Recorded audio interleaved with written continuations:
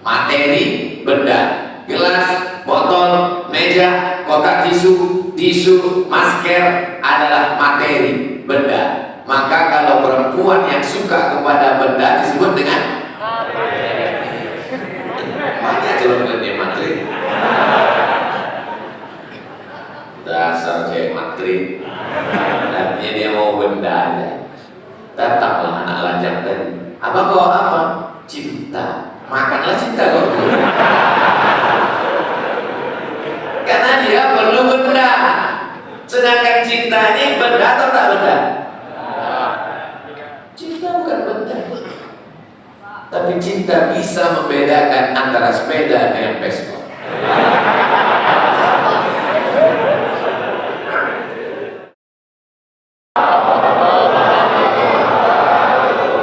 Alhamdulillah, wassalatu wassalamu ala Rasulillah Sayyidina wa Maulana Muhammad ibn Abdillah wa ala alihi wa sahbihi wa man tabi'ahu wa wala. Hari ulama, para asatidz, tokoh masyarakat, hadirin hadirat, tak dapat disebut satu persatu. Insyaallah kita semua dimuliakan Allah Subhanahu wa taala. Judul kita pada malam hari ini, akidah sebagai fondasi kebangkitan umat di akhir zaman. Pembawa acara pun bersalam. Sallallahu ala Muhammad. Kemudian kotak putih.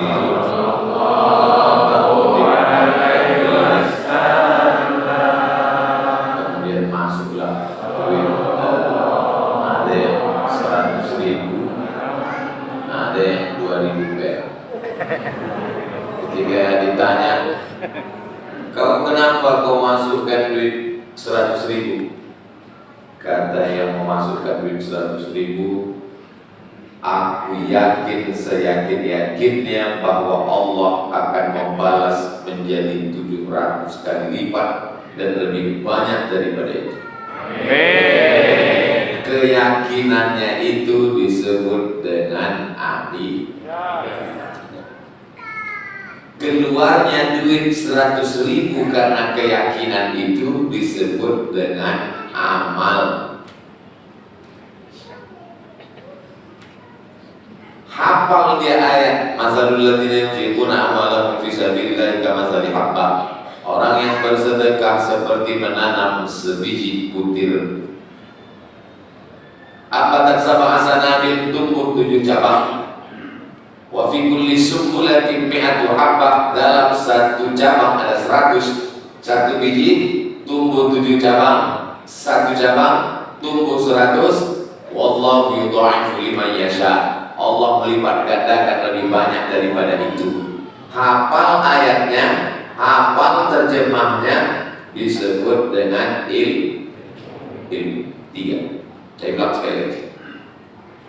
Hafal ayat bahwa kalau bersedekah seperti satu biji tumbuh 7 cabang, satu cabang 100, 1 kali 7 jadi 100 jadi 700. Allah lipat gandakan. Hafal ya ayatnya, hafal terjemahnya, itu disebut dengan ilmu.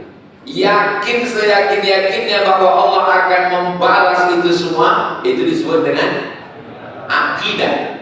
Karena keyakinan itu lalu kemudian keluar duitnya 100.000, itu disebut dengan amal. Yang 3 ini mesti bisa kita bedakan. Kawan satu ini hafal ayatnya, hafal hadisnya, hafal terjemahnya, hafal asbabun nuzulnya, hafal munasabat dengan ayat sebelumnya, keluar 2.000.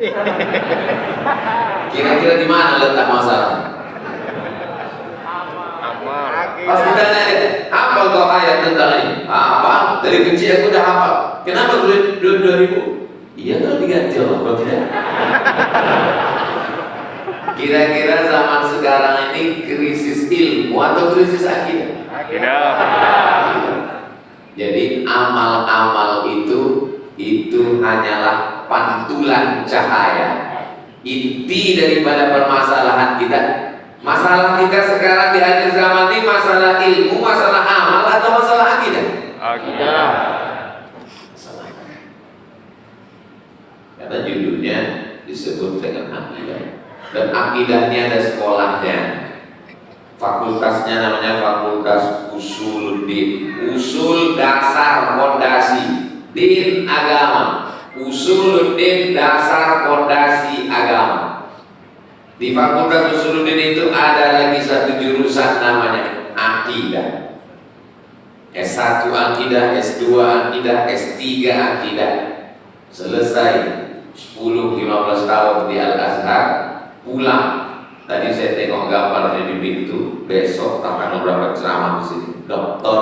Amri Fatmi dari Aceh. Besok. Jadi yang nggak menjadi 45 teman.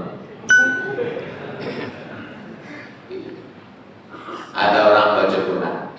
Sekali duduk baca Quran 6 juz. Namanya Haji Abdul Malik Karim Amru, Buya Mekah. Dulu 6 juz. Kita 6 juz saja, juz mangga, juz merah.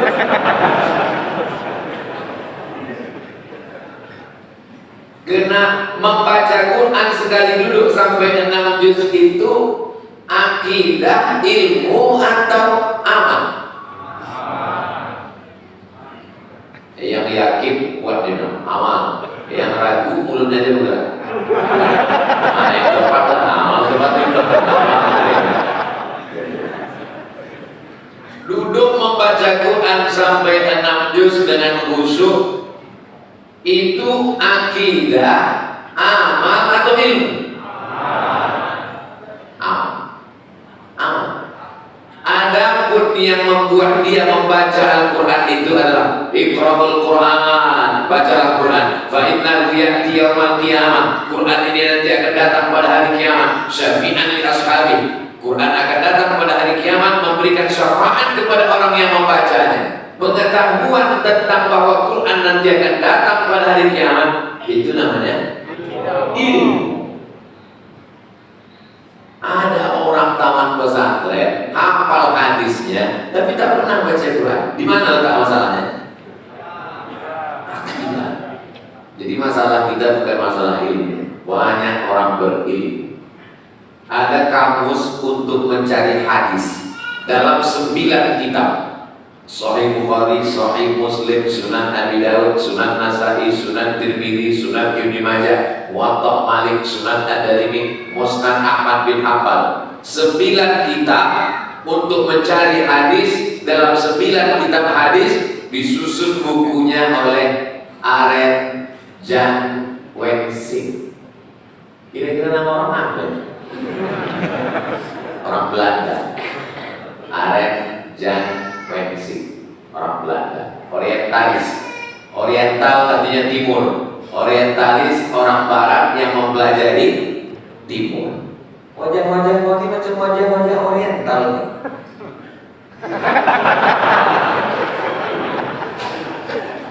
Kita orang Indonesia, Malaysia, Brunei, kalau sekolah di Maroko, orang tuh tak bisa membedakan. Disangkanya kita di Jepang atau Korea. Saya beberapa kali antara gurih gitu. Kalau dari Korea, masa Korea macam ini?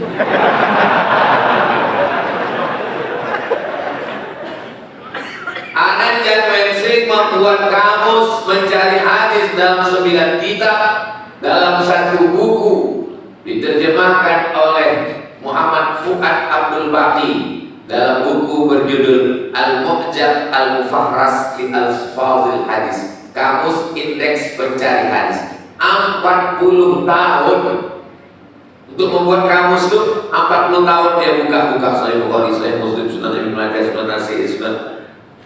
Kalau dicek mata kita dengan mata Aren Jan Wensing, lebih lama mata dia baca hadis. Masalah dia bukan di ilmu, tapi pada.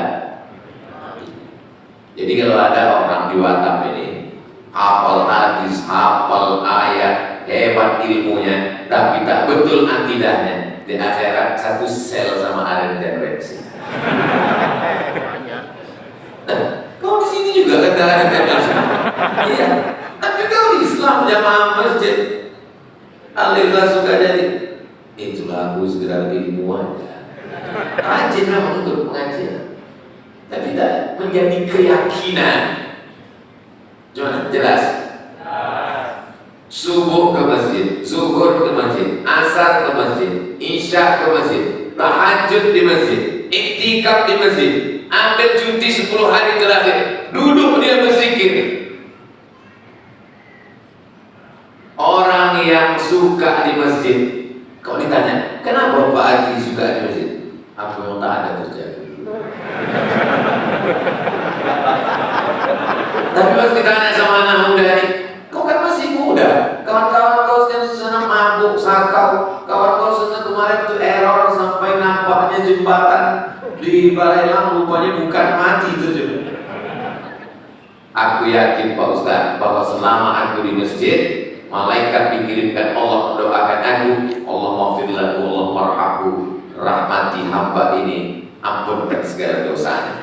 Jadi orang yang lama di masjid itu ada dua kemungkinan. Pertama karena akidah keyakinan, yang kedua karena memang tak ada kerjaan.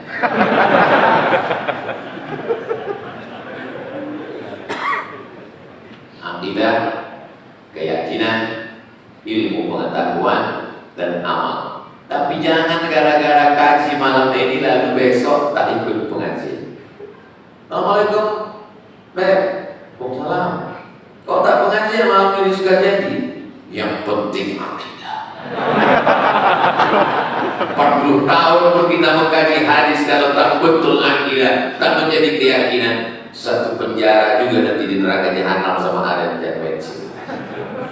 Mesti sejalan antara tiga. Ilmu yang membuahkan akidah, kalau benar akidahnya pasti benar amal dan ibadah. Lalu apa beda amal dengan ibadah? Ibadah itu pure murni, sholat, puasa, zikir, zakat, baca Quran, ada rukun, ada syarat, ada wajib, ada sunat muakkad, ada yang membatalkan, ada makruhnya.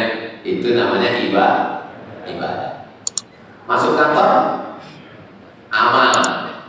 Aktivitas kita semuanya itu adalah amal. Tapi ada amal yang bernilai ibadah.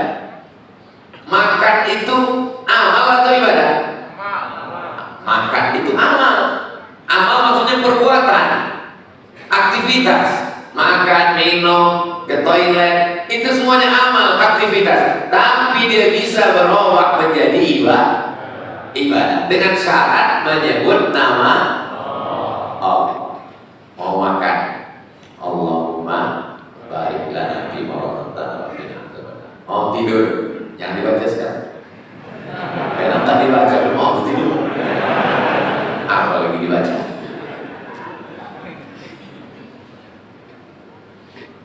Akidah, ilmu, amal, ibadah. Kalau kita menghadap Allah yang kita bawa itu, faman kana yarju liqa'a rabbih, siapa yang berharap mati berjumpa dengan Allah, falyamal amalan shalihan, hendaklah dia beramal saleh, wala yusyrik bi'ibadati rabbih ahada, janganlah dia syirik mempersekutukan Allah dengan sesuatu apapun.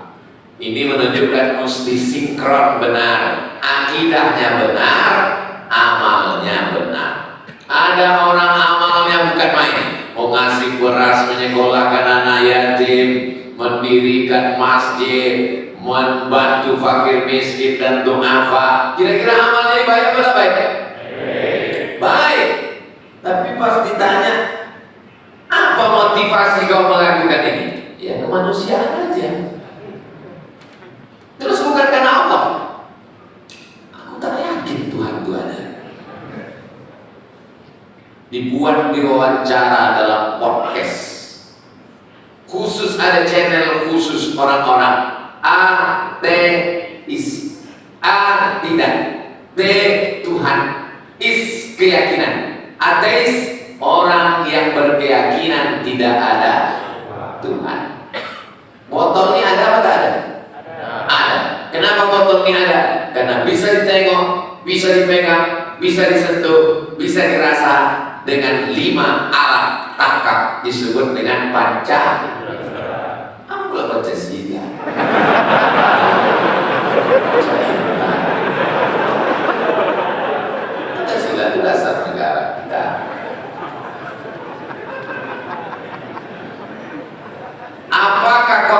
Sunni ada? Ada. Bisa ditengok, bisa ditekuk, disentuh, bisa dipegang, bisa ditangkap dengan panca indera, maka ada. Kalau dia tak bisa ditangkap dengan panca indera, maka tidak ada. Aliran ini disebut dengan aliran materialisme. Materi, benda, gelas, botol, meja, kotak tisu, masker adalah materi, benda. Maka kalau perempuan yang suka kepada benda disebut dengan banyak celoknya materi. Dasar kayak materi. Artinya dia mau benda aja. Datanglah anak lajang tadi. Abang bawa apa? Cinta. Makanlah cinta kau. Karena dia perlu benda. Sedangkan cinta ini benda atau tak benda? Cinta bukan benda. Tapi cinta bisa membedakan antara sepeda dengan Vespa.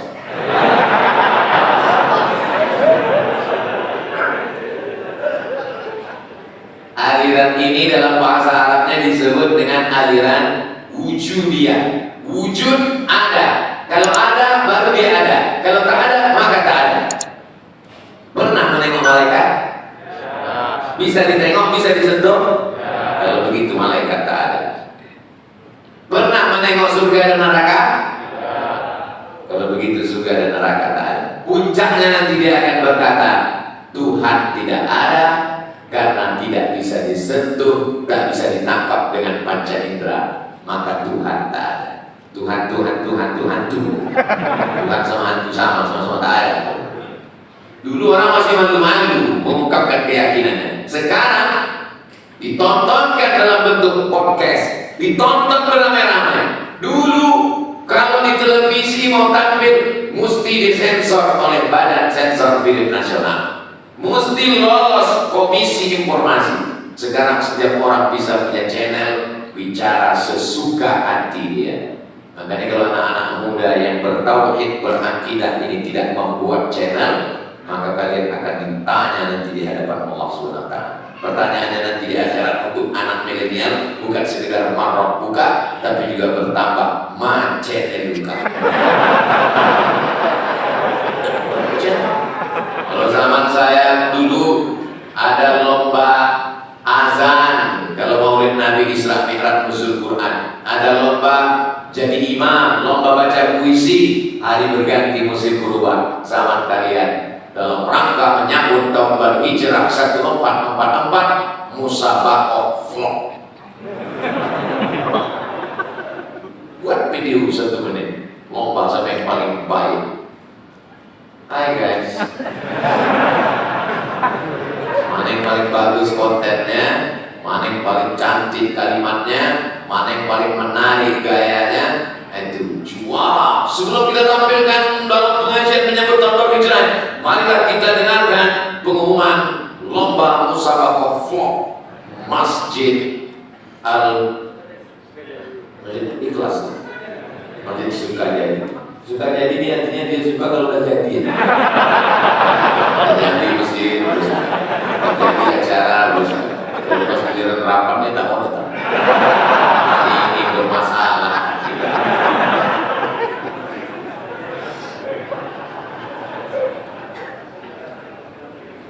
Saya ingin mengajak kita berpikir, karena di zaman sekarang ini malas orang berpikir. Sekarang ini orang maunya makan tidur sampai mati. Padahal yang membedakan kita dengan binatang adalah berpikir. Binatang makan, kita makan. Binatang minum, kita minum. Binatang tidur, kita tidur. Makanya kalau cuma kerja, monyet pun kerja. Bukan kata saya, kita pilih angka. Yang kalian foto video. Saya tak takut. Cuma jamaah kita tahan. Jamaah tak tahan, Ustaz. Janganlah lagi cakap macam-macam. Kami asal menengok, haters mengejek Ustaz, tengok kami banting aja. Berarti akidahnya tak kuat. Setiap kita mempertahankan menolong agama Allah, pasti ujiannya seperti yang dialami oleh Nabi Ibrahim, Nabi Musa, Nabi Isa, Sayyidina wa Maulana Muhammad sallallahu alaihi wasallam. Tadi habis maghrib dapat video anak kecil umur 3 tahun, anak kawan saya di Jakarta. Ustadz Somad, yang namanya berat itu hidup, kalau ringan itu laundry. Kenapa ini dikirimnya? Tahu Ustadz, dia kirim video itu tuh Ustadz.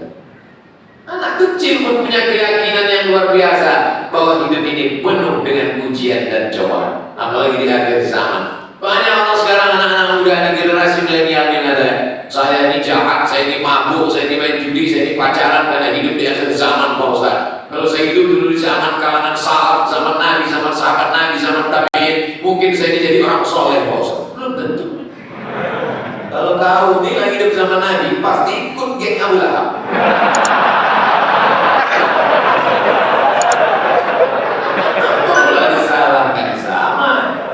Zaman tak salah sedikit pun. Yang salah itu otak dia susah. Betul tadi saya cakapkan. Jadi kalau Islam mau bangkit, memang Batak ini berkualitas kalau mau buat judul-judul. Belum pernah saya ceramah judulnya sehebat. Akidah sebagai fondasi kebangkitan umat di akhirat. Umat Islam akan bangkit, yang pertama kali diperbaiki adalah akidah. Umat Islam mesti kaya atau cukup hidup apa adanya? Mesti kaya. Kenapa? Karena dalam Islam diajarkan al-mu'minul qawiyyu, orang beriman yang kuat badannya, kuat otaknya, kuat ilmunya, kuat imannya, kuat duitnya, khairun, lebih baik, wa ahabbu ilallah, lebih dicintai Allah, minal mu'minil dhaif, daripada mukmin yang lemah otaknya, lemah ilmunya, lemah badannya, lemah letoy lunglai lesu loyo, pembawaan macam mau mati. Kalau beginilah keyakinan anak muda umat Islam, maka insya Allah bangkitlah umat Islam. Tapi keyakinannya, akidahnya rusak. Disuruh dia bisnis, kau nanti rencana mau jadi bisnismen, entrepreneur, punya ruko, kaya, takdir sudah ditetapkan. Padahal pengetahuan dia dengan takdir itu pun tak ada apa-apanya. Dia beragama bukan mencari kebenaran, tapi melegitimasi pembenaran terhadap kekeliruan dan kesalahannya. Mabuk dia, nakal dia, berjudi dia, berzina dia, gagal kuliahnya, pulang habis motor tabrak, dikejar orang sekampung, kos tak bayar, playboy cap tupai, lompat sana lompat sini, playboy cap gayu, cedok sana cedok sini, balik ke kampung, ditanya sama bapaknya, kau mau kirim duit kasih motor, semua kubayarkan, fasilitas lengkap, kenapa kuliah kau tak selesai? Sudah tertulis di lauhul mahfuz. Inilah anak-anak muda yang menyebabkan kemunduran Islam. Kalau ada kawan kalian model begini, besok pagi bawa dia ke jembatan Barelang. Ini bagus dia jadi makanan ikan. Saudara yang dimuliakan Allah Subhanahu wa Ta'ala, akidah yang pertama ketika orang masuk Islam, seno, berani mengatakan tidak. Banyak orang berani mengatakan iya. Tapi yang berat adalah iklan BNN, Badan Narkotika Nasional, seno to drug. Katakan tidak pada narkoba. Berat untuk menolak yang enak-enak. Tertulislah di dekat knalpot, seno to bonceng. Anak muda. Tertulis di dada, born to ride, right to Jannah, biker subuh. Zuhur bilang,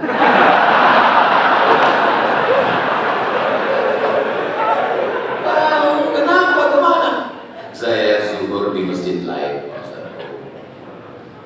bukan di atas subuh. Sedangkan subuh melawan kantuk aja saya datang. Lau ya'lamuna ma fil 'adamati was subhi. Seandainya mereka tahu keutamaan sholat subuh dan sholat isya berjamaah, la atau habwan, mereka akan datang walaupun merangkak.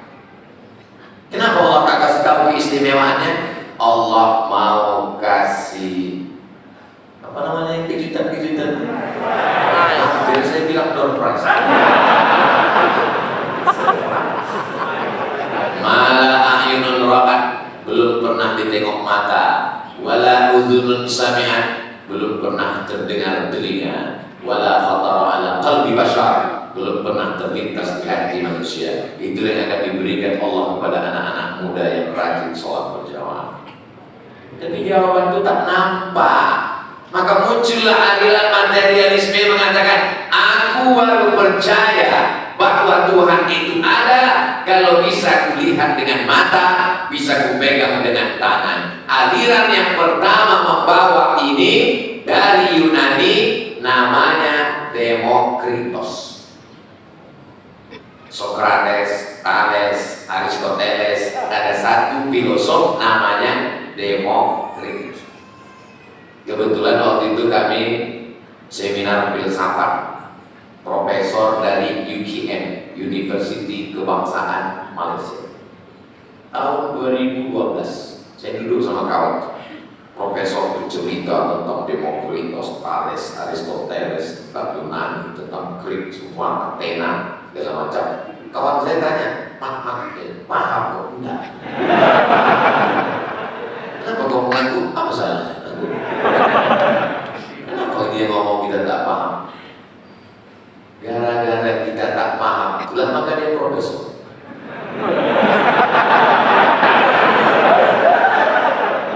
Itu maka aku tak mau profesor, aku mau LCM aja sih. Jamaah itu paham.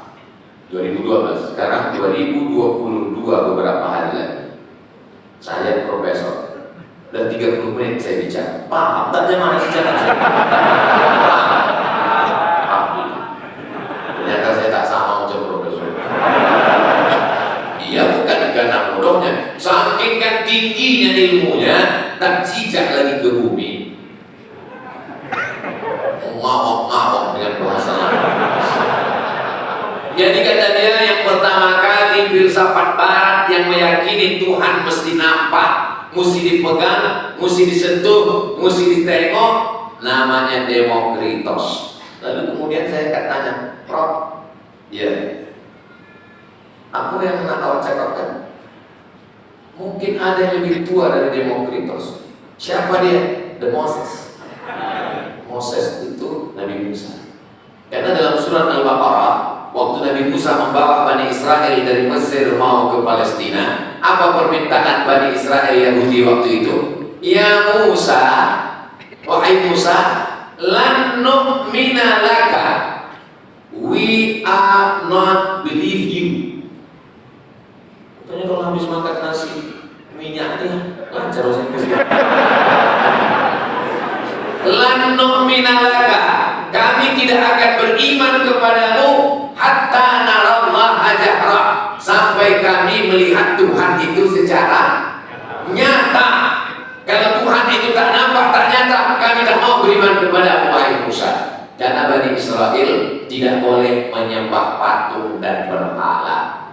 Nabi Musa tak mau membuatkan patung, orang Bani Israel minta buatkan patung.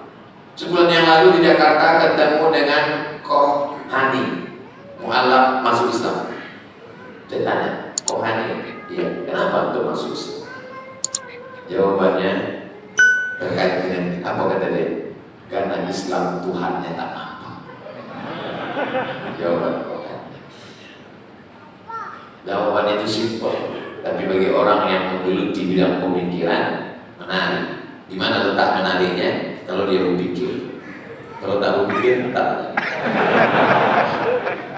Saya hanya percaya kalau dia nampak. Kalau tak nampak, saya tak percaya. Abdul Samad masuk ke airport. Sampai di pintu mau masuk airport, lepas cincin, lepas jam, lepas semua, masukkan ke kotak, masuk. Lalu kemudian petugas yang pakai baju biru langit itu mengecek. Nampaknya gunting kuku, nampaknya gunting kecil, nampaknya jarum pentol. Apa yang membuat yang di dalam koper itu bisa nampak waktu lewat? X-ray itu cahaya. Kita bukalah dalam kotak, nampak X-ray. Kalau cahaya X-ray aja tak nampak, apa lagi cahaya Allah Subhanahu wa Ta'ala? Allah bukan cahaya. Jadi kalau ada nanti menantang kalian, kalau memang Tuhan itu ada, mana dia? Jangan lawan, bawa aja ke airport. Jangan kalian buka kan, masuk ke dalam.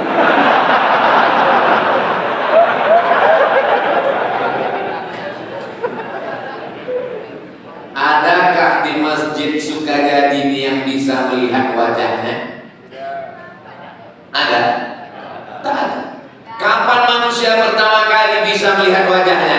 Ketika dia sedang musafir perjalanan jauh, sampai di tengah jalan kehausan, berjumpa kolam air, di atas kolam itu ada pohon yang rindang, lalu kemudian ketika dia mau minum, nampaknya wajahnya di air itu. Apa ini? Terkejutnya, awal manusia primitif melihat dirinya melalui sarana yang disebut dengan air, itulah cikal bakal cermin. Orang tak bisa melihat wajahnya kecuali melalui cermin. Tapi cermin pun berbohong, berdusta, tak jujur. Kenapa? Telinga kanan nampak di sebelah kiri. Kalau melihat wajahmu saja kau tak bisa, apalagi melihat wajah. Datanglah buli, berlomba-lomba naik pesawat liburan, terbang dari Eropa Amerika 12 jam, berjam-jam untuk sampai ke pulau-pulau di Indonesia yang cantik luar biasa. Dibentanglah tikar, berjemur. Untuk apa mereka berjemur? Untuk supaya dapat ultraviolet. Mereka senang betul kalau sudah menengok kulitnya kecoklatan. Wow, amazing. Nampak antum ultraviolet itu masuk ke dalam macam sotong hitam masuk nampak? Tak nampak. Orang Eropa yang kulitnya putih ingin supaya kulitnya macam kita. Datang pula orang kita, asiklah minum jus bengkoang biar putih. Asiklah suntik ini. Begitu ditengok di cermin, berbelang muka macam zebra. Manusia ini unik, manusia ini aneh. Cahaya X-ray kau tak nampak, cahaya ultraviolet kau tak nampak, apapun yang hebat kau tak nampak. Lalu kau melihat Allah Subhanahu wa Ta'ala. Tapi yang namanya penasaran itu tetap ada. Lalu kemudian Nabi Musa alaihissalam ingin melihat Allah. Kata Allah Subhanahu wa Ta'ala, unzur ilal jabal, tengoklah ke jabal. Jabal artinya bukit. Kawan saya dulu ada namanya Jabal. Saya bilang sama dia, satu-satunya mungkin yang bisa lari kau nih. Tinggal dia sudah. Kawan saya di Gontor makamnya sampai. Kemarin saya pergi ke Gontor, jumpa anaknya. Ini anak Ustaz Jabal Alam Sang Nasution RC. Lah ayat kau kawan aku dulu. Melihat anak orang bisa jadi nanti anak juga ditengok orang. Ini anak Ustaz Somad almarhum. Dan jamaah mau bacakan Al-Fatihah. Yakin kan Fatihah itu sama? Yakin. Hati-hati. Pertanyaannya banyak juga kan. Agama ini didasari oleh keyakinan. Datanglah seorang ateis menjumpai Imam Nu'man bin Sabit. Siapa namanya? Nu'man bin Sabit. Nu'man bin Sabit banyak orang tak tahu. Tapi kalau saya sebut Imam Hanafi, oh tahu, itu dia. Namanya Nu'man bin Sabit. Panggilan Imam Hanafi. Siapa yang ceramah di masjid tadi? Profesor Dr. Datuk Sri Ulama Sejarah Negara Ustaz Abdul Somad LC MA PhD. Di masjid kau tadi puas. Itu juga. Itu juga. Nah, Imam Nu'man bin Sabit atau dipanggil juga Imam Abu Hanifah atau juga Imam Hanafi, tinggalnya di Kufah Baghdad, Kufah Irak, meninggal pada tahun 150 Hijrah. Ketika meninggal dia di Kufah tahun 150, tepat di tahun yang sama lahir Imam Syafi'i di Hasan, Palestina. Mudah-mudahan Allah merdekakan Palestina. Kita setiap cerita Palestina, Allah Akbar, setiap cerita Palestina, amin. Tapi tidak pernah berjuang. Ini apa masalah? Akidah. Amin itu bahasa basi. Bukan maksud. Tapi kenapa kalau Ustaz ceramah selalu saya tersinggung? Berarti hatimu bermasalah. Dengan ceramah saya tersinggung. Beberapa jamaah tersinggung. Banyak umat ada meninggal. Datanglah ateis menjumpai Imam Hanafi. Hanafi, iya, aku tak percaya Tuhan itu ada. Kata Imam Hanafi, coba kau tengok kapal di tepi pantai. Kapal besar pergi ke pulau di seberang sana. Pagi dia membawa kambing, membawa daun pisang, membawa orang, membawa belanja, membawa beras, membawa gandum. Pergi ke sana. Petangnya pulang lagi kemari. Apakah mungkin kapal itu bisa berlayar ke pulau dan kembali kemari tanpa nahoda? Mungkin? Tak mungkin. Kalau kapal sekecil itu tak mungkin bisa tanpa nahoda, bagaimana dengan kapal alam semesta yang begitu indah? Mungkin kan tak ada nahodanya? Dengan aku. Ketika aku berpikir, aku ada. Itu salah satu ungkapan filosof Yunani. Kita ada ketika kita berpikir. Kalau kita sedang berpikir, kita ada. Kalau kita tidak berpikir, berarti kita tidak ada. Wujudnya ada, tapi keberadaan kita sama dengan binatang. Maka Allah mengatakan kita ulaika kal an'am, mereka sama seperti binatang. Balhum abal, bahkan lebih hina, lebih rendah. Kenapa? Karena tak mau berpikir. Datang ateis lagi. Aku tak percaya Tuhan itu ada. Dialog berpikir ini lebih masuk ke otak, ke hati manusia daripada kita pakai pedang. Kau beriman, kau tidak pancing kepala. Dia mungkin beriman tapi terpaksa. Lalu kemudian kata Imam Abu Hanifah, Imam Hanafi, seandainya kau naik perahu sampai ke tengah laut, perahumu dipukul ombak, dihempas gelombang, menabrak batu karang yang tajam, pecah, tenggelam. Tapi kemudian kau hanya berpegang kepada satu keping kayu. Ada satu keping kayu terapung di situ. Kakimu tak menginjak ke bawah, matamu tak melihat tepian. Di saat tengah malam sepi sunyi, adakah rasa dalam hatimu mengatakan bahwa ada Dia yang Maha Kuasa? Ada atau tak ada? Dan mana? Tak pernah menyebut dalam hidup. Mana tahu nanti ada orang di Batam yang mengatakan tak ada Tuhan itu, jangan marah, bawa aja dia ke tengah laut. Sampai di tengah itu pecah sama. Biarkan dia bergantung di situ. Ke bawah tak menginjak, ke atas tak bergantung, ke tepi tak nampak tepian. Tapi kan yang siapkan mampu. Habis itu tanya, gimana? Ada Tuhan? Ada.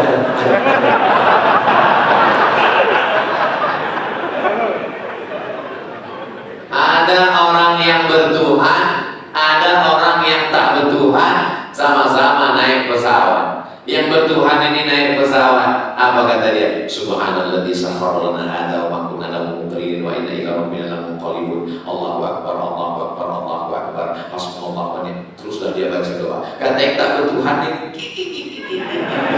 ada Tuhan itu, tak ada tuh kata dia. Pesawat begitu sampai di tengah masuk ke yang hampa udara, apa namanya itu?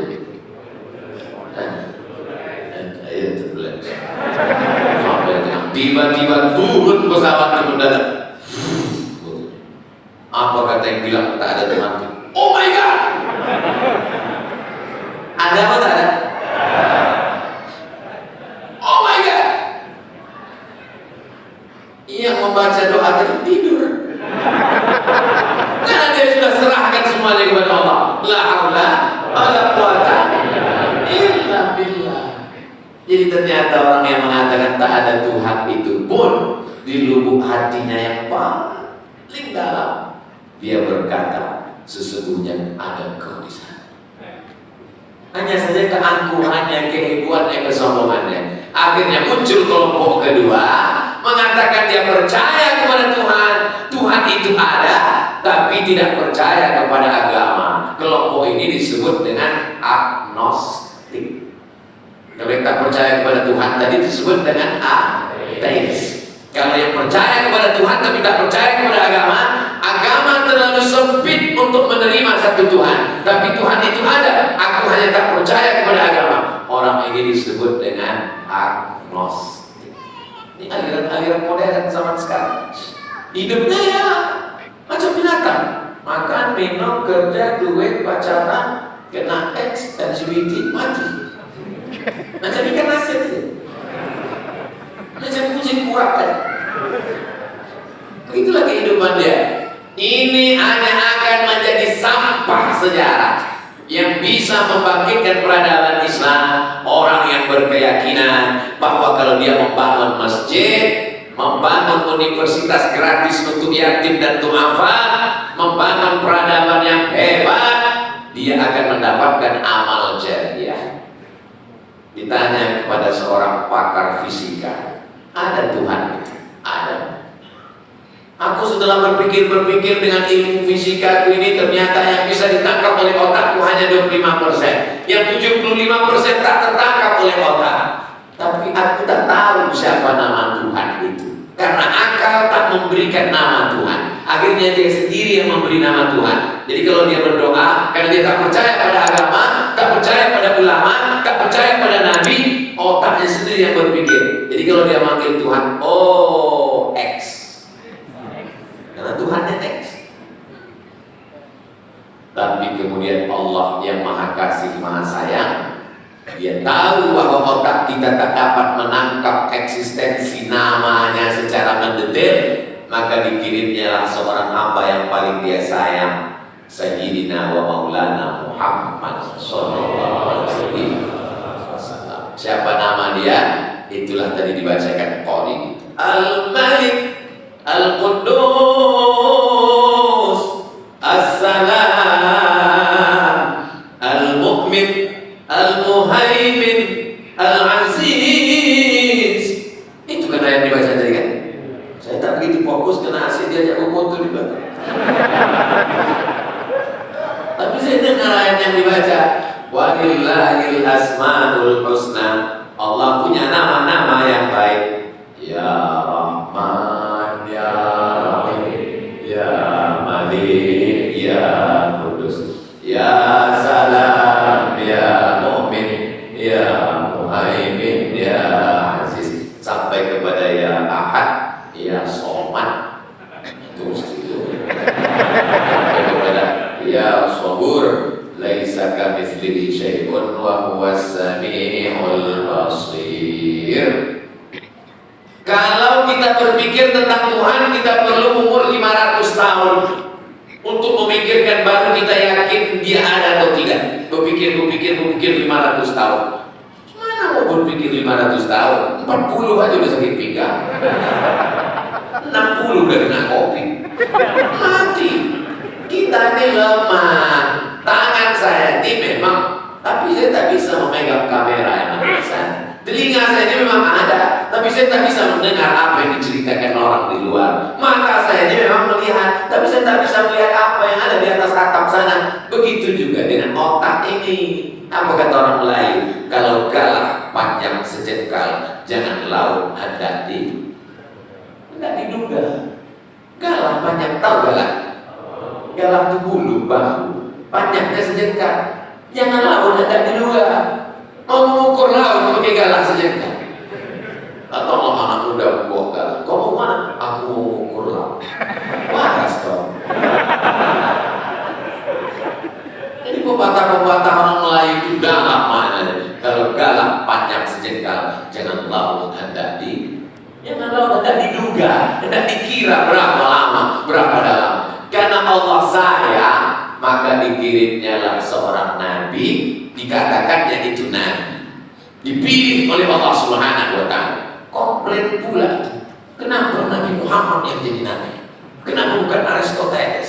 Kenapa bukan Socrates? Dianggapnya jadi nabi itu macam tes CPNS. Jadi nabi itu bukan bawa formulir pendaftaran. Menjadi nabi itu hak prerogatif Allah untuk memilih Sayyidina Maulana Muhammad SAW.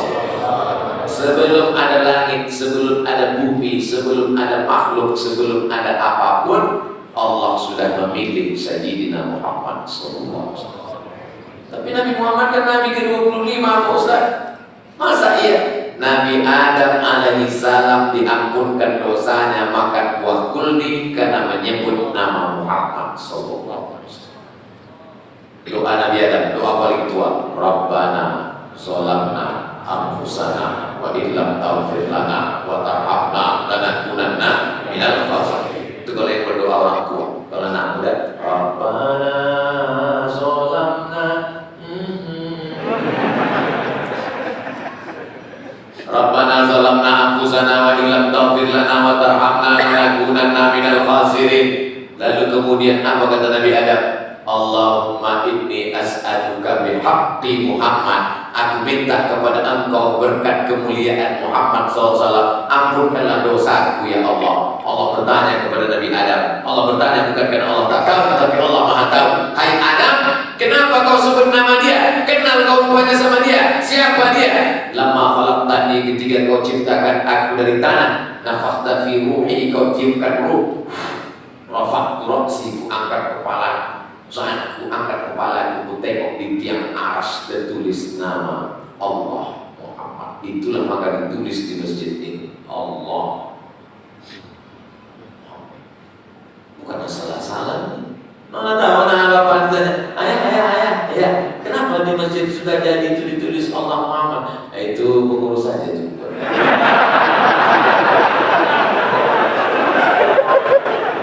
Itu bukan salah-salah. Di tiang arsy singgasana yang besar itu, yang agung dan mulia itu, tertulis nama Allah bersanding dengan nama Muhammad Sallallahu Alaihi Wasallam. Aku tak tahu siapa dia, kata Adam, tapi aku yakin kedudukannya mulia. Kenapa? Karena tak mungkin namanya bersanding dengan nama Allah kalau tidak kedudukan yang mulia. Ini keyakinan. Bangga tak jadi umat Nabi Muhammad? Nabi Musa ingin menjadi umat Muhammad SAW. Nabi Isa ingin menjadi umat Muhammad SAW. Terkabulkah keinginan mereka? Terkabul. Kapan? Waktu Isra Mi'raj. Sampai di Masjid Al-Aqsa. Subhanalladzi asra bi'abdihi lailan minal masjidil haram ilal masjidil aqsa. Sampai di Masjidil Aqsa, Nabi pun sholat. Dia tengok ke belakang, Nabi Musa jadi makmum, Nabi Isa jadi makmum, Nabi Ibrahim jadi makmum. Imamnya adalah Sayyidina Maulana Muhammad Sallallahu Alaihi Wasallam. Tercapai cita-cita mereka, ingin menjadi makmum umat Muhammad Sallallahu Alaihi Wasallam. Tapi untuk di akhirat tetap yang lebih dulu nanti Muhammad dan umat Muhammad Sallallahu Alaihi Wasallam. Ini keyakinan. Ini sekarang banyak di akhir zaman ini umat ini, si anu itu tak bertuhan. Biarlah, terang kami semua. Tak punya akidah yang benar. Kita mesti punya akidah keyakinan bahwa kita adalah umat. Kuntum khaira ummah, kamu adalah umat khaira, umat terbaik. Katanya kamu ini umat yang terbaik. Nah, menurut kami, menurut kalian tentu kalian yang terbaik. Ini apa mencela tukang jual kecap tetap mengatakan kecapnya lebih kental dan lebih manis. Tukang kecap aja yakin, saya tak sebut mereknya, karena menteri dapat iklan gratis. Masa umat Nabi Muhammad SAW berdiri negara Israel yang didirikan oleh Zionis.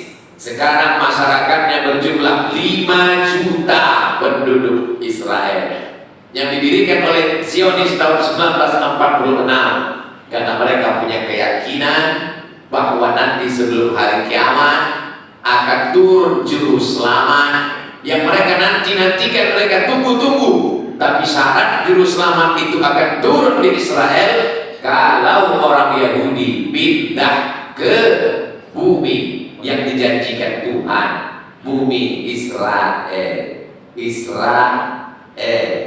Orang yang bergulat dengan Tuhan.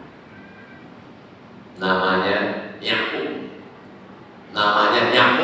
gelarnya Israel, bergulat Yakub sama Tuhan, lalu kemudian Yakub menang, Tuhan kalah. Karena kalah dikasihnya hadiah. Aku kalah kata Tuhan, aku kasih kau hadiah ini tanah. Itulah maka dia pindah merah-merah. Ini Ustaz dapat dari mana? Saya menerjemahkan bukunya Tarikh Al-Yahudiyah, sejarah agama Yahudi. Sudah saya terjemahkan. Oh, ujung-ujungnya jual buku.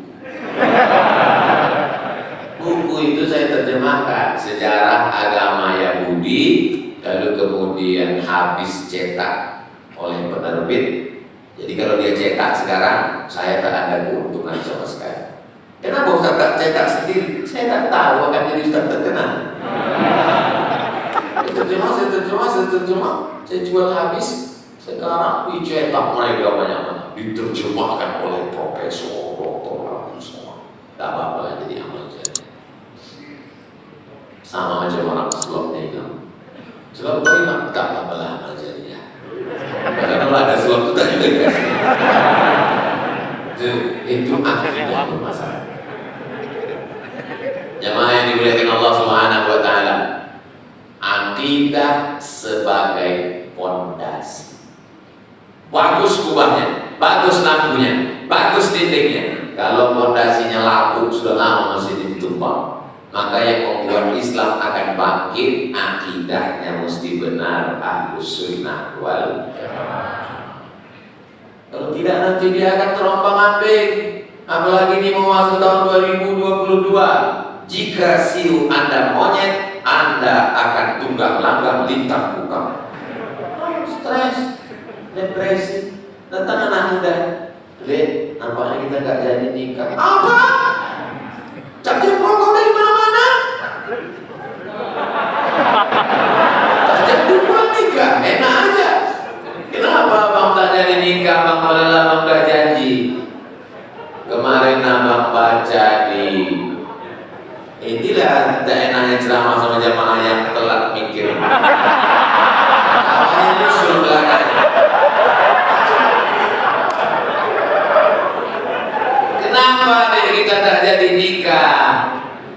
Kemarin ku tengok di acara ramalan, ternyata bintang abang Taurus, kambing, tahu kan ikan Pisces. Jadi kambing ini kalau kena air masuk angin.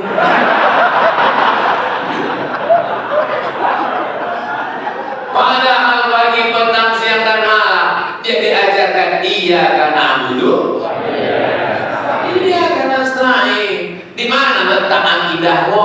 Padahal kalau keluar rumah dia diajarkan Bismillahirrahmanirrahim, Allah, la haula wala quwwata illa billah. Umat Islam mundur dalam perjodohan, mundur dalam arah kehidupan gara-gara akidah bermasalah. Idza sa'alta fas'alillah. Belanja. Tapi dulu kalau musim haji dari kota Kairo pergi haji ke Makkah, itu membawa jamaah belanja, bawa dia jalan-jalan, bawa ziarah. Dek, bisa bawa ibu beli ceret kuning, beli celak, bisa. Bawa. Kita bawa ke toko batu cincin. Saya tunjukkan batu sebesar telur angsa. Enggak lah. Saya tunjukkan yang kecil yang harga $1. Tak juga. Terus ibumu yang apa? Yang kira-kira untuk melariskan dagangan. Dia sudah sampai pada rukun Islam yang kelima. Syahadat, sholat, zakat, puasa, haji. Tapi masalah dia di pondasi. Kubah sudah mau dipasang haji. Kubah mau dipasang haji. Masalah dia di pondasi. Asyhadu an la ilaha illallah. Ustaz tadi ngejek batu cincin. Ustaz pakai cincin cincin juga. Sekedar dikasih orang. Tidak pula, walau Anda lahir bulan Mei, pakailah baju yang merah, maka aura merah Anda akan bangkit. Biji mata pun merah. Itu bukan bangkit, sakit.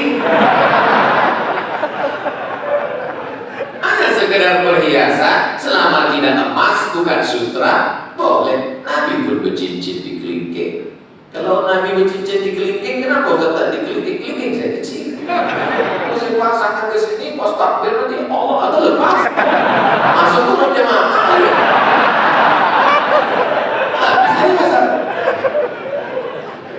Akidah inilah yang harus dikuatkan. Gantungkan cita-citamu setinggi bintang di langit. Jadi lu waktu sekolah, di buku-buku saya itu, semua buku saya tulis Profesor Dr. Abdul Somad, Profesor Dr. Abdul Somad. Datang kawan sebangku saya, meja kami panjang, datang dulu sih, mana? Ya, tidak usah kau tulis. Karena aku takut kau gila. Sejak itu saya tulis.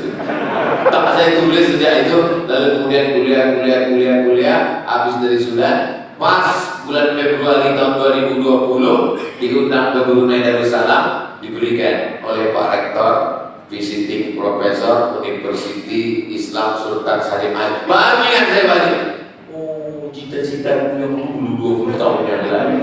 Yang kata kawan itu tak usah kau tulis, aku takut kau gila. Jadi kalau ada adik-adikku mimpi jadi orang kaya, teruslah.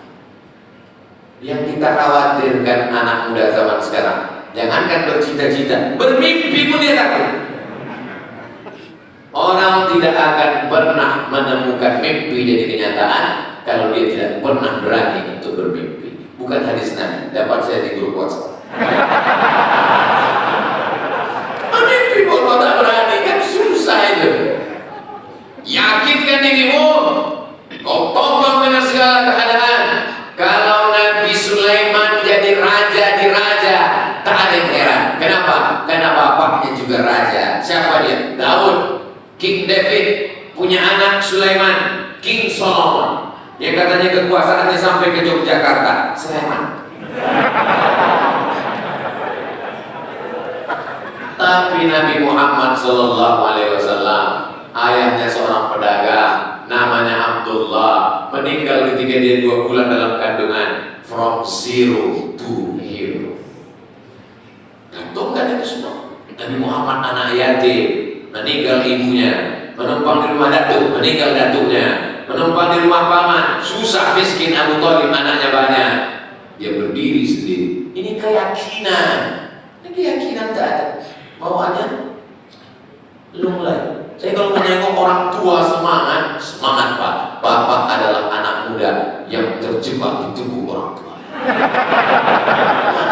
Tapi kalau sudah motivasi ke anak-anak, Ustaz Somad, ini ada beberapa mahasiswa mau kumpul, tolong Ustaz kasih motivasi. Saya tengok, ini mahasiswa atau orang jompo? Macam tak ada semangat itu.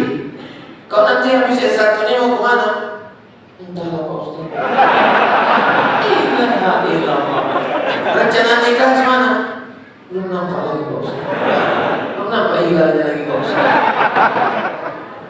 Nasib baik aku udah tua. Belum muda macam kau dulu, habis kau usaha lagi.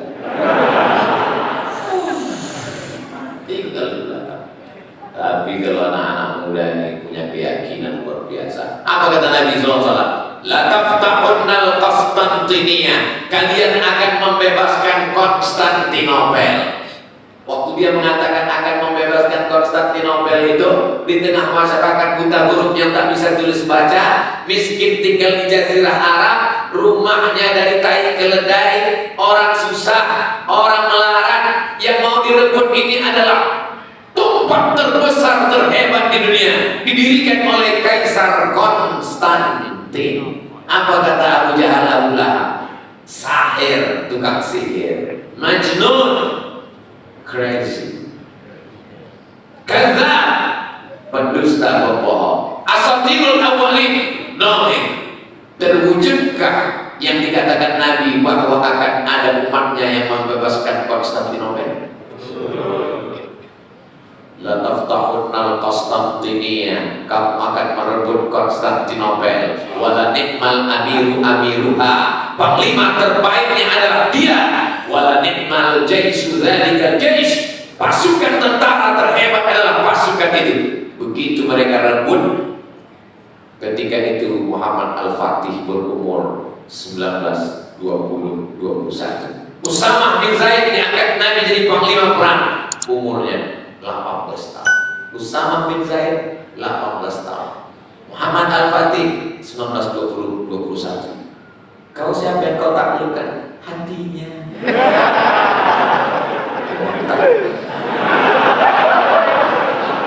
Anak muda gagah perkasa ganteng, itulah jawabannya. Kalau sekedar menaklukkan hatinya, kalian baca komen-komen di IG sama di Instagram sama di YouTube saya. Tua, peot, lisut, kurus, jelek, buruk, hitam macam saya. Dapat saya, insya Allah 3-4 lagi. Kalau yang bagian ini nanti jangan diambil.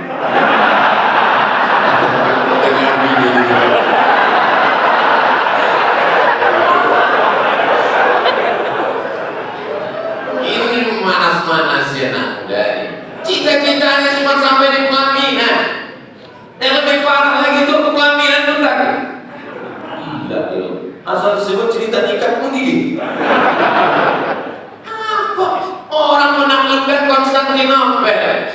Waktu Pancul menggali tanah itu dipukulkan kena batu, lempang keluar cahaya 3 kali. Apa yang kau lihat ya Rasulullah? Saat panculan pertama, nampakku kalian akan membebaskan Yaman. Saat panculan kedua, nampakku kalian akan membebaskan Syam. Saat panculan yang ketiga, nampakku kalian akan membebaskan Romawi. Isi-isinya ke depan.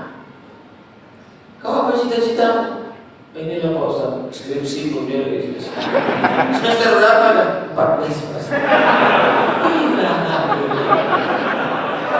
Dosennya orang Indonesia, bukunya bahasa Indonesia, bisa 14 semester. Saya, dosen saya orang Arab, menulis pakai bahasa Arab 3 tahun 10 bulan selesai. Jadi untuk manas-manas dia tak selesai. Akidah. Tadi saya mulai jam 8.30, sekarang sudah jam 21.32, lewat 2 menit. Kalau orang benar akidahnya, 2 menit itu akan dipertanggungjawabkan di hadapan Allah. Kita janji, karena kita selalu berjanji 60 menit kita bersama. Intinya umat Islam akan maju di akhir zaman. Yang diperbaiki pertama adalah akidah. Tapi akidah tidak mungkin benar kalau tidak ilmunya benar. Yang 3 ini sejalan. Ilmunya benar, akidahnya benar, amal dan ibadahnya insya Allah benar. Bisa ditarik kesimpulan? Bisa. Kalau sudah bisa disimpulkan, maka saya tak membuat kesimpulan. Itu yang dapat saya sampaikan pada kesempatan ini sebagai pengantar dialog kita pada malam yang berbahagia ini. Saya kembalikan ke moderator. Terima kasih. Wassalamualaikum warahmatullahi wabarakatuh. Jangan kemana-mana, kita lanjutkan setelah yang berikut ini. Terima kasih kita ucapkan kepada dua guru kita, Profesor Muhammad Somad yang sudah menjelaskan. Langsung saja Pak Ustaz, ya akhir-akhir ini media berita mengisukan narasi tentang terorisme. Jadi agar saudara-saudara kita agar tidak tergoncang akidahnya sehingga memojokkan akidah keislaman kita, mungkin Pak Ustaz bisa menyampaikan kepada kami, perkuat akidah kami, dan tentunya untuk berceramah orang-orang nanti bisa menyampaikan supaya isu-isu tentang orang kalau tahun baru, isu-isunya terorisme yang dibawa. Mungkin demikian. Assalamualaikum warahmatullahi wabarakatuh. Nampaknya mikrofon akan jalan ke belakang. Saya jawab dulu Silakan. Dari Tarigan, Najwa kita terima. Kalau saya turun mendarat di Hamnadim Airport, lalu kemudian mau ke Masjid Sukajadi, dibawa oleh supir taksi. Rasa-rasanya udah 7 kali putar macam toko kudu. Dia tak tahu jalan. Saya serahkan aja ke supir taksi. Dia tak tahu jalan. Rupanya dia mau membengkak markup. Tapi kalau saya tahu jalan, begitu dia buat langsung saya tanya, Pak, kemana saya ini doang? La yadurukum man dhalla idza tadaitu. Kalau kamu tahu kebenaran, maka tidak ada yang bisa menyesatkan kamu. Semua orang mengatakan Abdul Somad teroris, percaya tuh? Masa teroris gak kayak gitu? Itu maka kita mesti kenal dengan baik. Teroris diambil dari kata teror. Teror artinya menakut-nakuti. Teroris adalah orang yang menakut-nakuti negara kesatuan Republik Indonesia, yang mau merdeka dari negara kesatuan Republik Indonesia, membunuh tentara-tentara kita. Itulah yang layak disebut teroris, betul? Kenapa kalau setiap kali umat Islam lalu disebut dengan teroris? Kenapa tidak disebut sebagai penjahat? Kenapa tidak disebut sebagai pengacau keamanan, ketentraman, keselamatan, dan lain sebagainya? Kita tinggal di negara demokrasi. Kalau ada di negara demokrasi ada oposisi, itu memang sepaket. Yang namanya negara demokrasi pasti ada oposisi. Makanya partai itu tidak searah semuanya. Dan dalam Islam pula ada namanya amar ma'ruf nahi munkar. Jangan hanya karena berbeda pendapat lalu orang dituduh sebagai teroris.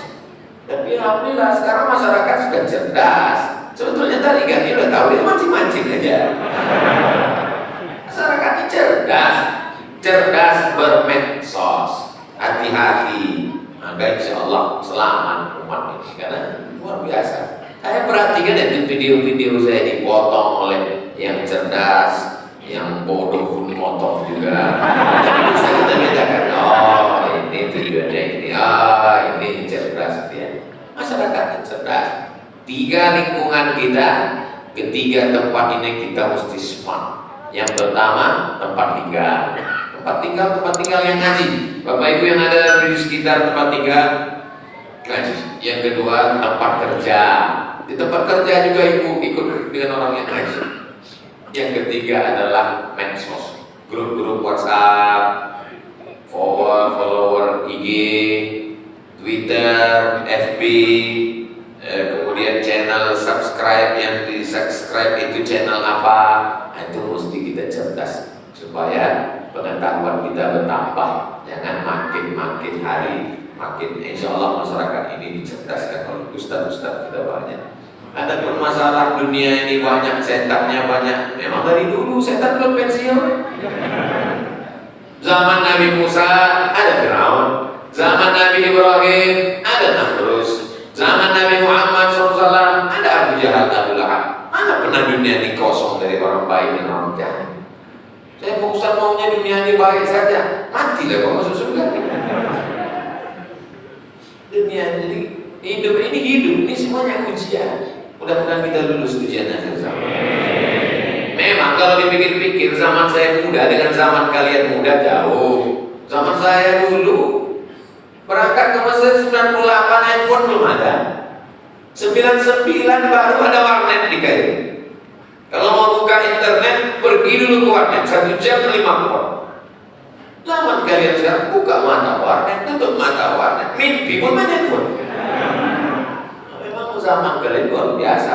Tapi bukan berarti saya mengatakan tinggalkan handphone ini, pergi kalian ke gua, naik ke atas gunung. Nah, siapa yang hidup wa yukhalitun nasa, siapa yang hidup berinteraksi dengan orang banyak, maka mereka lebih baik daripada orang yang meninggalkan. Jangan tinggalkan. Anak-anak remaja aktif di remaja masjid, pengusaha-pengusaha, bisnismen, entrepreneur aktif, anak-anak muda yang punya bakat politik mencari. Nanti 2024 yang sekarang membuka KPU. Karena kalau kalian tinggalkan itu akan diambil oleh orang lain. Yang nanti ketika diambil orang lain baru kalian berkata, kalau lah, dulu gua kemana aja? yang di kantor aktif, yang pimpinan perusahaan bawa karyawannya kepada kebaikan-kebaikan. Insya Allah umat ini cerdas, selamat dari fitnah-fitnah. Demikian, Allah. Alhamdulillah, terima kasih. Kita persilakan kepada penanya yang kedua. Oke, silakan. Waalaikumsalam.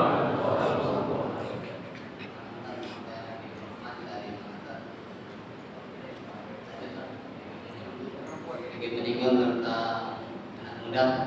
Jadi kita sebagai anak muda, ya apalagi kita di zaman sekarang ya banyak punya tantangan. Ya. Jadi tadi saya menyinggung tentang Muhammad Al-Fatih dan Said Sama bin Said. Dan saya juga pernah mendengar mahfuzat Inna fiyat syubhani amrul ummah wa fi qidamiha ayatah. Bagaimana seharusnya kita sebagai anak muda menyikapi perubahan zaman dan tetap berada di dalam koridor Islam. Mujibur Rahman, itulah yang ku sampaikan dari tadi ini. Bagaimana kalian bersikap sebagai anak muda? 3. Menuntut ilmu, tapi jangan ilmu ini hanya sebagai batas ilmu saja, nanti kalian jadi orientalis, jadi Islamolog tapi tidak paham Islam. Ilmu mesti berubah menjadi keyakinan, menjadi akidah. Setelah dia bersarang dalam hati, jadi motivasi, berubah menjadi amal. Kalau tidak ada action, Islam tidak bangkit. Hanya sekedar ceramah, hanya sekedar ngomong, tak bangkit. Tapi Ustaz hanya ceramah, tidak ceramah di Batam. Pagi tadi launching Baitul Mal Munzalan Indonesia cabang Pahang, langsung dilantik Paskas pasukan amal soleh, sudah mengumpulkan beras 10 ton yang disantuni yatim, fakir, miskin, duafa, santri, penghafal Quran 5.000 orang. Ternyata pas ditanya cukup, kurang.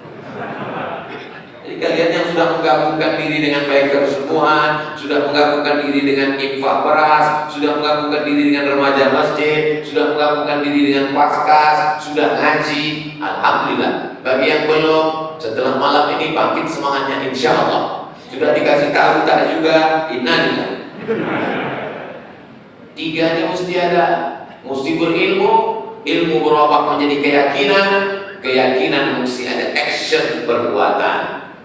Jangan dulu yang muluk-muluk. Saya setelah mendengar pengajian Ustaz Somad ini mau pergi ke Palestina, mau hantam Israel. Jangan. Saya tak mau juga besok saya dapat kabar 100 anak Batam pergi mau membebaskan Palestina. Tiba-tiba 2-3 hari setelah itu 50% dari mereka loyo karena tak dapat lontong sayur. Jadi sesuai, berjuang dengan kemampuan kalian masing-masing. Kalau memang bakat kalian di politik, ambil sospol. Kalau bakat kalian di hukum, ambil SH. Kalau bakat kalian di ekonomi, akuntansi SE. Saya Pak Ustaz tak mau sekolah, mau ikut masuk angkatan, terserah mau masuk mana. TNI, Polri, Angkatan Udara, Angkatan Laut. Saya dari kecil suka main di sungai, Angkatan Laut. Mana-mana bawa martil, jadi hakim konstitusi. Mana-mana bawa jarum suntik, kedokteran, spesialis. Kalau lulus, nggak lulus, pecandu narkoba. Tak bisa dipaksa.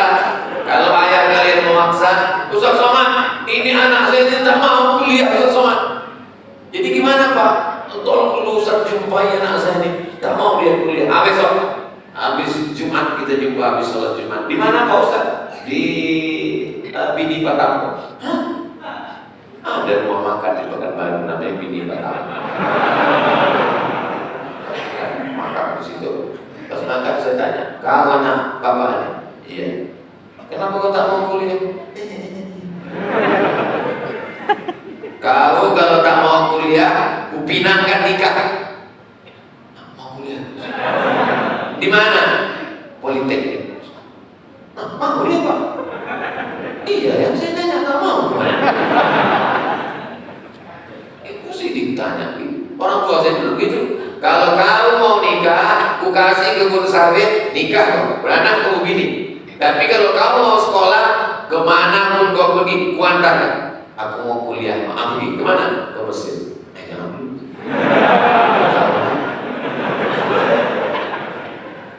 Jadi kita mesti jelas, jangan tak jelas. Kalau kuliah, kuliah. Kalau nikah, nikah. Pak Ustadz, saya ini mau kuliah sambil nikah. Aku cari calon mana mertua yang dapat durian runtuh. Kalau tua ada di badan, pasir digenggam menjadi intan. Tahu sendirilah kemana arahnya.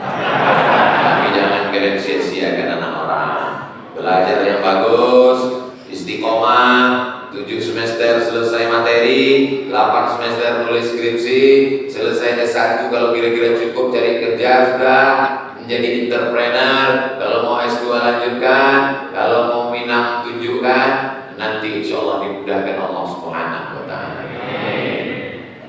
Itulah anak-anak muda, insya Allah semangat. Wallahu a'lam.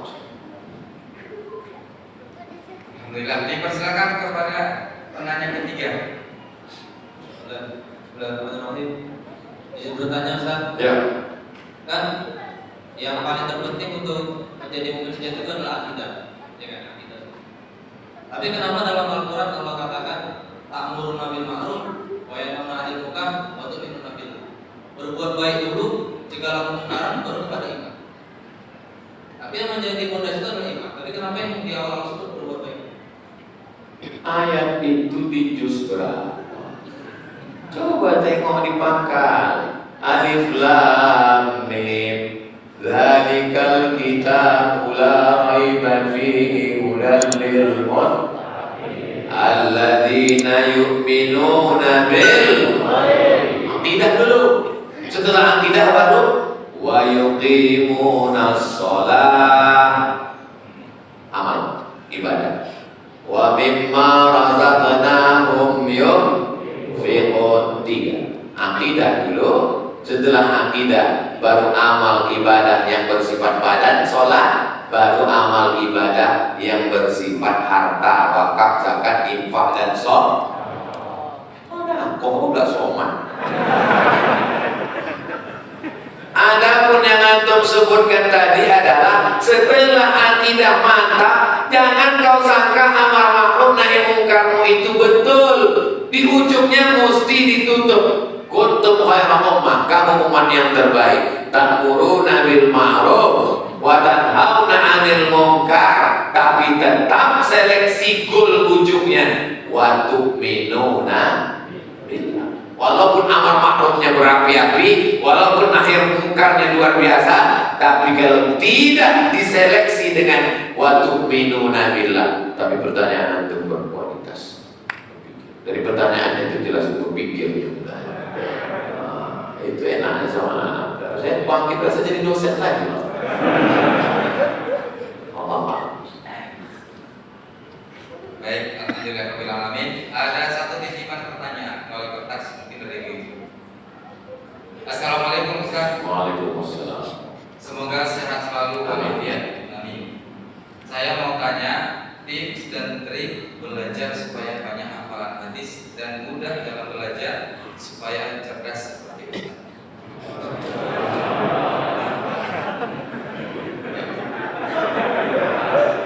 Di Al-Azhar itu tidak pakai sistem kredit semester SKS. Dia pakai paket. 1 tahun dipaket 13 mata kuliah tambah 2 juz Quran. 2 semester. Dibagi kitab bulan September, Oktober, November, ujian Desember, akhir masuk Januari. Libur Januari, Februari, Maret, April, Mei, Juni, ujian di bulan Juli. Tebal diktat berkisar antara 200 sampai 300 halaman. Masuk ke ruang ujian yang boleh dibawa hanya kartu dan pena, tak boleh bawa kertas. Jadi kawan saya ini begitu dapat soal, langsung ditulisnya apa yang ada di kepalanya ini di belakang, takut dia lupa. Tulis, ditarik, dianggap dia mencontek, dideportasi, cabut visa setahun. Jadi kalau Ustaz kenapa banyak hafal? Bukan saya hafal, ketakutan.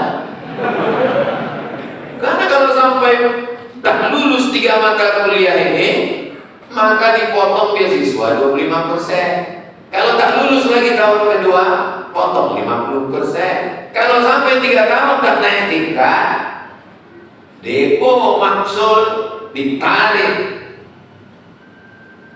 deportasi, dipulangkan, siap-siaplah membuat rakit dari Sungai Nil ke Sungai Siam. Jadi beda antara orang jalan kaki lari pagi dengan dikejar anjing. Jadi kalau ada jamaah, Ustaz kenapa Ustaz ingat ini, Ustaz hafal ini, yang hilang lebih banyak lagi. Kami dulu terpaksa. Jadi ketika saya pulang menjadi dosen, saya pakai sistem Azhar, tak bisa. Jadi saya tengok mereka contek sini, tengok bingung saya juga. Mana cara anak-anak? Saya bilang ketawa nyantek.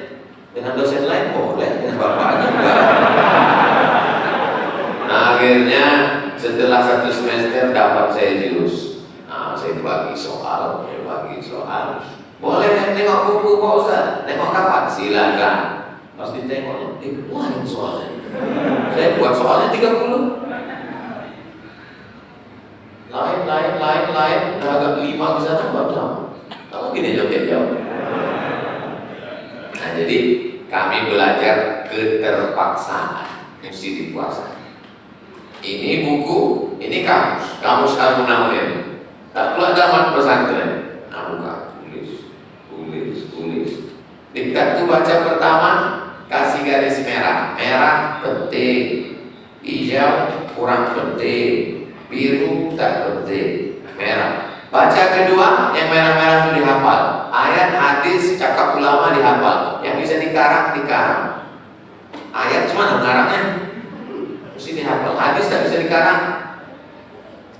Habis itu bacaan yang ketiga, saya tak sanggup membaca tebal-tebal. Saya suka buat ringkasan. Jadi kalau 500 halaman, saya ringkas menjadi 5 lembar. Saya tulis kecil-kecil. Kalau ada kawan, "Man, pinjam ringkasan kau, apa kailan?" Tak bisa mana.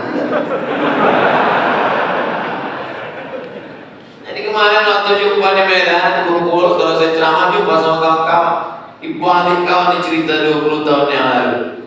Kau dulu kenapa setiap mau ujian, asal kau baca sekali langsung kau tarik selimut tidur? Kau baca waktu kalian sedang tidur. Pas kalian tidur baru baca. Kau tengok kalian bangun, aku benar-benar tidur.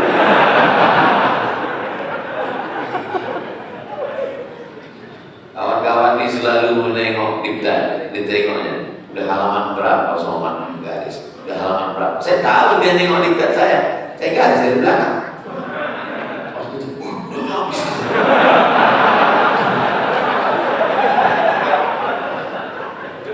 Jadi kami dulu penuh dengan keterpaksaan.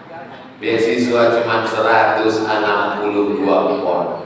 50 pon untuk sewa rumah, 50 pon untuk belanja makan, 20 pon untuk ongkos, 20 pon untuk beli diktat, 20 pon disimpan dalam buku, mana tahu mencret sakit kepala.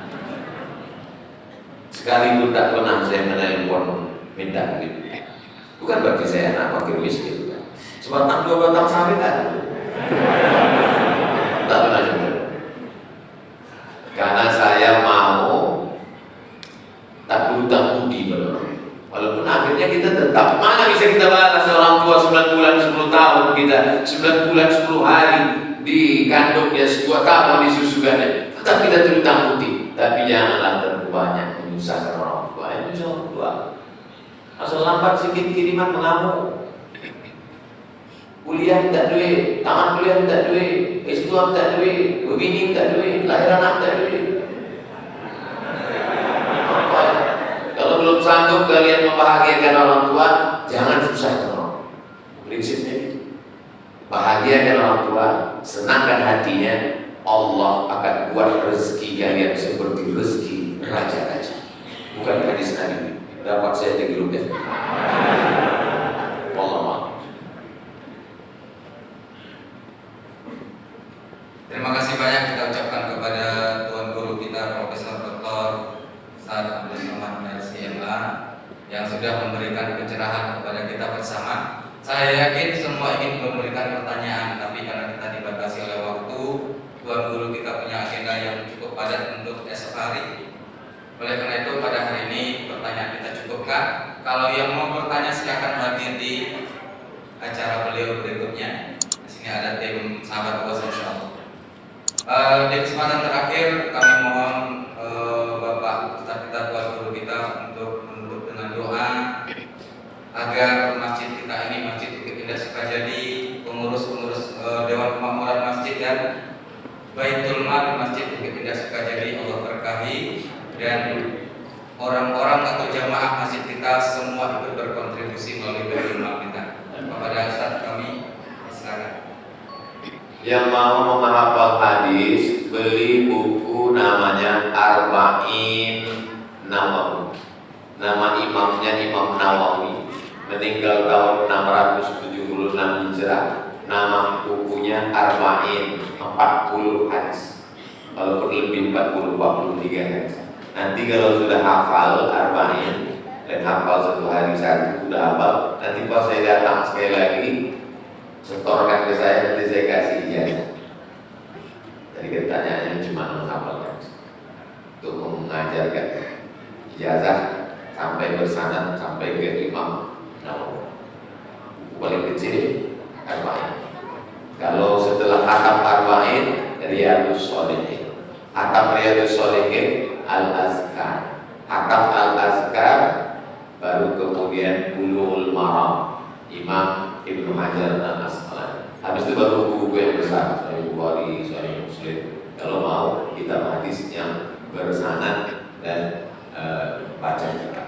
Nah itu buku kita. Arba'in, Riyadhus Shalihin, Al-Azkar, Bulughul Maram, barulah kitab-kitab besar. Untuk kebaikan kita bersama 57 21 dan 57 bersama kita malam ini 90 menit sejam setengah, mudah-mudahan bernilai amal soleh. Ala hadhihi niyah, semua niat baik tercapai. Al-Fatihah. A'udzubillahi minasyaitonir rajim. Bismillahirrahmanirrahim. Alhamdulillahirabbil alamin. Ar-Rahmanir Rahim. Maliki yaumiddin. Iyyaka na'budu wa iyyaka nasta'in.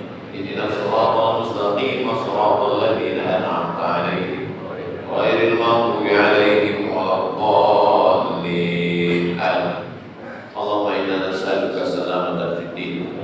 Selamatkan akidah kami dalam Ahlus Sunnah wal Jamaah. Wa afiyatan fil jasad. Sehatkan badan kami supaya kami bisa beribadah. Wa ziyadatan fil ilmi. Benarkan ilmu kami supaya akidah kami juga benar. Wa barakatan fil rizqi. Berkahi rezeki kami supaya kami bisa beramal, berwakaf, beribadah, bersedekah. Wa taubatan qablal maut. Beri kami taubat sebelum mati. Wa rahmatan 'indal maut. Beri kami rahmat ketika mati. Wa maghfiratan ba'dal maut. Beri ampunan sesudah mati. Allahumma hawwin 'alaina fi sakaratil maut. Ringankan kami waktu melewati sakaratul maut. Wa najatan minan nar. Selamatkan dari api neraka. Wal 'afwa 'indal hisab. Maafkan ketika segala amal kami nanti dihisab, dihitung di hadapan Allah. Rabbana fil lana dzunubana, ampunkan dosa kami, wa liwalidina, kedua orang tua kami, wa limasyayikhina, buat guru-guru kami, wa liman ahsana ilaina, orang-orang pernah berbuat baik pada kami, belum mampu kami membalasnya, tolong balas ya Allah. Wa liman hadarana, semua yang hadir di majelis ini pulang dalam keadaan bersih dari dosa-dosanya.